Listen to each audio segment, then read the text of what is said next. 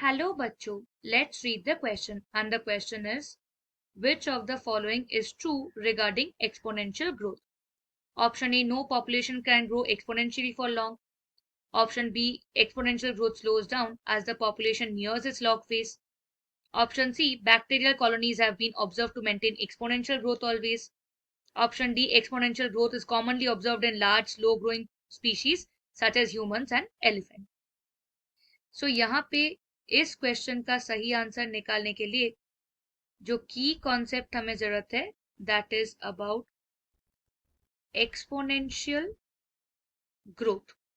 So let us see what is this kind of growth and इसके features क्या क्या है. So this is typically characteristic of growth in the presence of unlimited resources and no environmental resistance. environmental resistance क्या क्या हो सकते हैं? presence of disease, presence of predator या तो limited resource. growth जो कि इन सब के बिना होता है that is exponential growth. but typically no population can grow exponentially for long. इसका रीजन क्या है? reasons being number 1, resources are limited, वो abundance में हमें नहीं मिलता. सेकंड जो है that is natural resistance.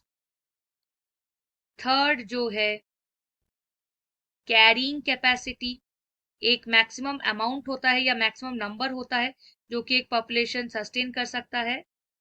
And lastly we also have inter species और inter specific competition. Now coming to the other options, exponential growth slows down as the population nears log phase. That is wrong. log phase में ज्यादा growth होता है.